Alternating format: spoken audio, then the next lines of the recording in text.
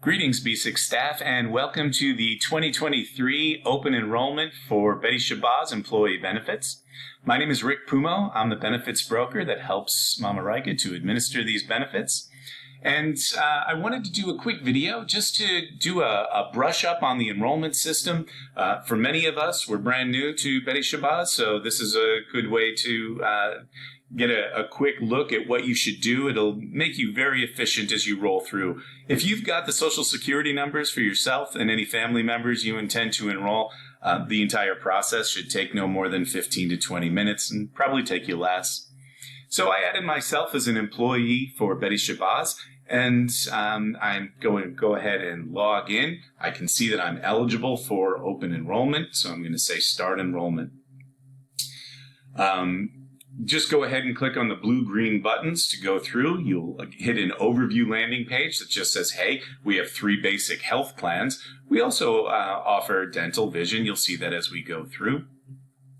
And then you'll be prompted to fill out your profile. I've already filled out my profile as a single individual with Betty Shabazz. I'm not entering any family members, which you can see is the next step here.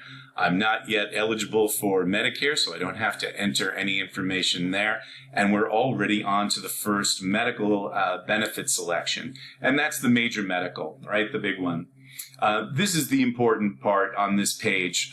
When you get to this page, nothing will be selected here next to your name, and you're going to want to hit the check box if you want to see what the prices are for the plans based on your profile. So in my profile, I'm registered as an individual who's paid over 12 months. My prices will look different slightly than somebody who's paid over 10 months. They will look very different from somebody who has a spouse or a family.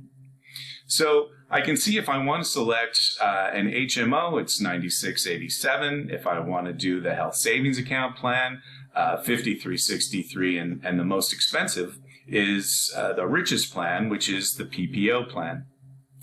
And in order to see a comparison of these, just click on Compare Plans at the top.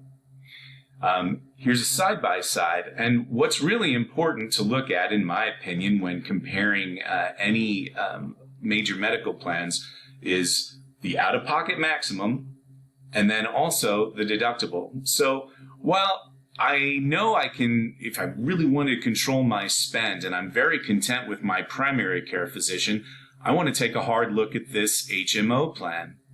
So the HMO helps to keep the monthly premiums down, and notice this is a per pay period deduction. It also keeps this out-of-pocket maximum very reasonable. If we're out on the private market, most out-of-pocket maximums are around $9,100. That's the most the insurance company is going to allow us to pay in a calendar year before they say, okay, you paid enough, we'll pay 100% of everything now. So it's just our worst case scenario. Notice the deductible's low, the out-of-pocket's low. Really, you're going to hit the out-of-pocket maximum with copays, and you'll do that by actually going for outpatient procedures, going to the emergency room. It takes a while to hit $1,500 on the HMO. We have a health savings account plan, which is less restrictive in use. You're just using the PPO network for the health savings account plan. And what that is a very high deductible PPO plan.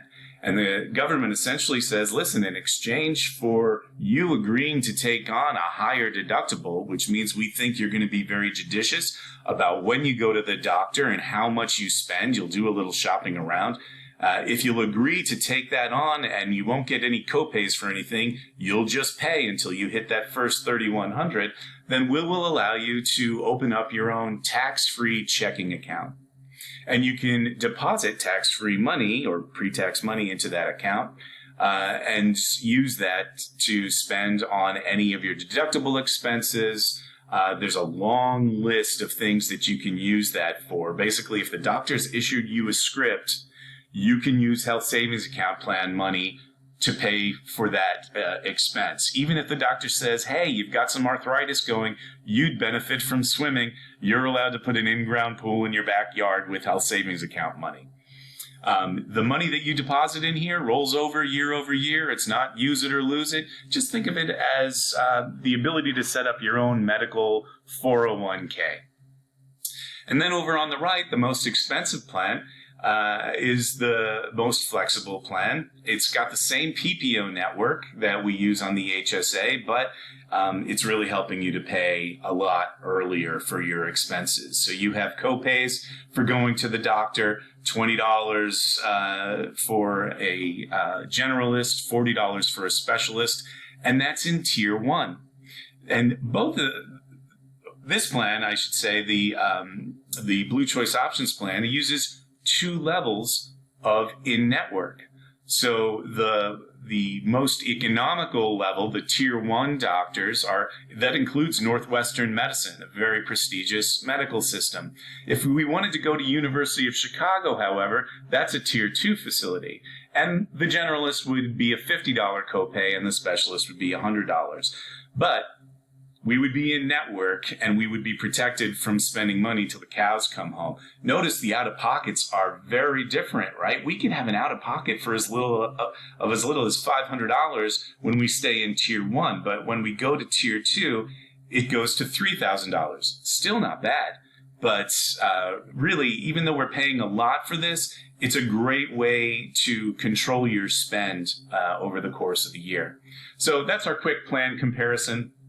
I'm just going to go ahead and say, yeah, I want to stick with my PPO, and that moves us on to dental.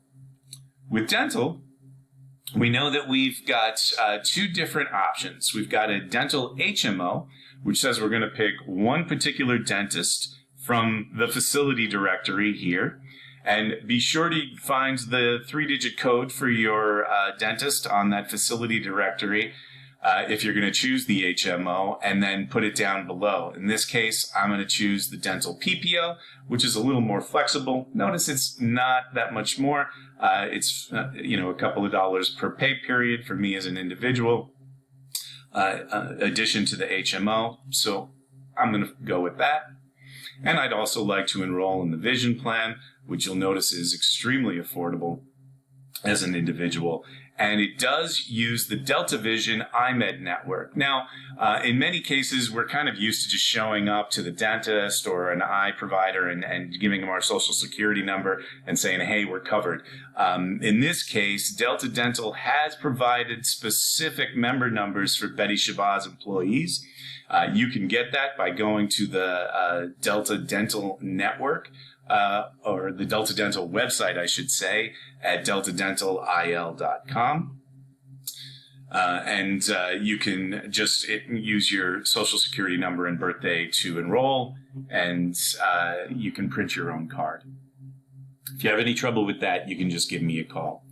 Now, supplemental life, you're prompted for your interest. We don't have this benefit active yet, but if you were interested in getting additional supplemental life, this is where you would click on here and say exactly, how much additional life you're interested in, right? In this particular case, I'm going to skip this. I'm not interested in any additional life, but if you are, go ahead and plug it in. And when we have a minimum number of employees required to provide that benefit to the school, we will activate it and let you know. But until then, any charge you see here on supplemental life would simply not apply to your paycheck. We're just figuring out exactly how many, and we're getting close to how many people want it in total. Okay, so when you get to the end, you'll see a brief summary here of everything that you've selected. Notice it said, hey, we saw you selected this, but you didn't take a look at the details of that plan. We'd really like you to click on this link because we want to make sure you understand what you're getting. Oh yeah, this is the one. I wanted the PPO. That was the Blue Choice PPO. It had a $500 deductible for Tier 1 and a $1,500 deductible for Tier 2. That was the one I wanted. Let's go ahead and continue and finish this up. Now it's just going to generate forms for me, and I'm going to first type my signature. And then some carriers require a wet signature or a real signature, which is really not going to look anything like your regular signature, but any scribble will do. And you can provide that. Click on Next, and then click where the applications want you to sign. Click Finish Signing, and that's it. You're all done. So you can rate your experience here, provide any comments you want, submit your feedback. Oops. Just say test, and we're done. So hope that gets everybody through the enrollment process a little quicker. Thanks very much for listening to this video. And as always, please give me a call if I can help you along the way. Registering for the HMO does require that you confirm a primary care physician and get an IPA number. There are directions for that underneath that benefit in the enrollment system. But if you'd like some personal help, just call me, Rick Pumo, 630-802-4813. And thanks so much for listening.